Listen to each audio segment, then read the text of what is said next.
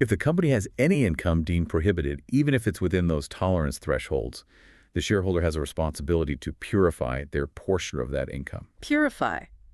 How does that work? How do I know how much my portion is? The standard lays out the calculation.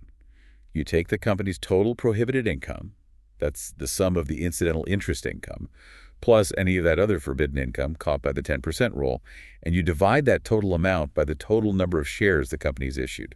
Okay, total prohibited income divided by total shares. That gives a per share amount. Exactly. That gives you the amount per share that needs to be purified. So if you own 100 shares, you multiply that per share amount by 100. Got it. And when do I have to do this purification? Is it ongoing? Typically, it's linked to when dividends are distributed. That's often when the company's results, including any prohibited income sources, become clear for the period. Is there any way out of this? What if I sell the shares? Yes. There's a key point in the standard. If you sell your shares before the dividend declaration date for that period, you generally aren't obligated to purify the income related to that upcoming dividend. The obligation usually falls on whoever holds the shares when the dividend is actually announced or paid. Okay, that's important. Now, the purified amount. What do I do with that money? Can I give it to my favorite charity, use it to pay off some bills? This is crucial, and the standard is very clear, because the money itself comes from an impermissible source.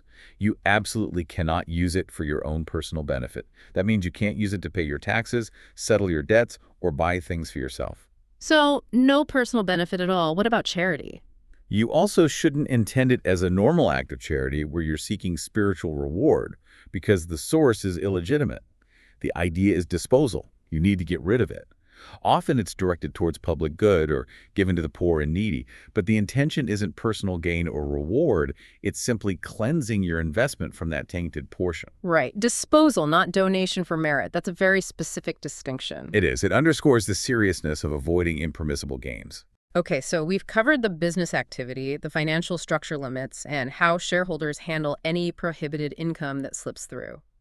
What about the act of buying and selling the shares itself? Are there rules about how you trade? Yes, absolutely. That's the sixth control. Investment methods control the executive branch. The rule is quite direct. You can't buy or sell shares using any methods or contracts that are themselves non-compliant with Sharia. What kind of trading methods does the standard rule out?